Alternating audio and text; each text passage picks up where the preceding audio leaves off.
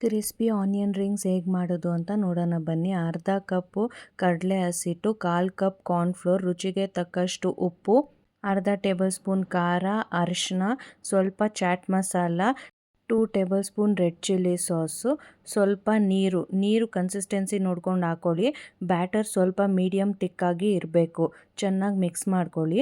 ಆಮೇಲೆ ನೀವು ಕಾರ್ನ್ಫ್ಲೇಕ್ಸ್ ಬರುತ್ತಲ್ಲ, ಅದನ್ನು ಚೆನ್ನಾಗಿ ಕೈಯಲ್ಲೇ ಸ್ಮ್ಯಾಶ್ ಮಾಡಿಕೊಂಡು ಸ್ವಲ್ಪ ಉಪ್ಪು, ಸ್ವಲ್ಪ ಖಾರ, ಇಲ್ಲಾಂದರೆ ಅದು ಸಪ್ಪೆ ಹೊಡೆದ್ಬಿಡುತ್ತೆ. ಸೊ ಉಪ್ಪು ಖಾರ ಹಾಕ್ಕೊಂಡು ಚೆನ್ನಾಗಿ ಮಿಕ್ಸ್ ಮಾಡ್ಕೊಳ್ಳಿ. ರೌಂಡಾಗಿ ಕಟ್ ಮಾಡ್ಕೊಂಡು ಇಟ್ಕೊಳ್ಳಿ. ಅದನ್ನು ನಾವು ಬ್ಯಾಟರ್ ರೆಡಿ ಮಾಡ್ಕೊಂಡಿದ್ವಲ್ಲ ಹಸಿಟ್ಟು, ಅದಕ್ಕೆ ಅದ್ದಿ ನಾವು ಕಾರ್ನ್ಫ್ಲೇಕ್ಸ್ನ ಫುಲ್ ಪುಡಿ ಮಾಡಿ ಇಟ್ಕೊಂಡಿದ್ವಲ್ಲ ಅದಕ್ಕೆ ಹದ್ಕೊಂಡು ಚೆನ್ನಾಗಿ ನಾವು ಡಬಲ್ ಕೋಟ್ ಮಾಡಬೇಕು.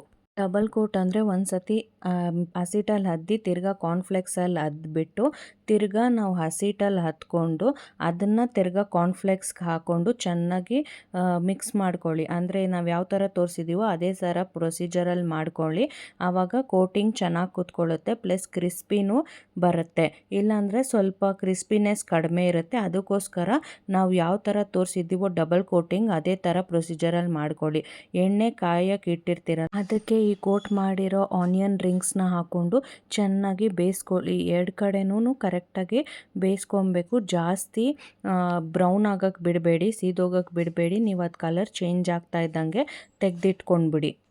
ಕ್ರಿಸ್ಪಿಯಾದ onion rings ready to serve. ಚಳಿಗೆ ಈವ್ನಿಂಗ್ ಸ್ನ್ಯಾಕ್ಸ್ ಆಗಾದರೂ ಮಾಡ್ಕೊಂಡು ತಿನ್ಬೋದು, ಅಥವಾ ಮಕ್ಕಳಿಗೆ ಲಂಚ್ ಬಾಕ್ಸಲ್ಲಿ ಸ್ನ್ಯಾಕ್ಸ್ ಥರ ಆದರೂ ಇಟ್ಟು ಕಳಿಸ್ಬೋದು.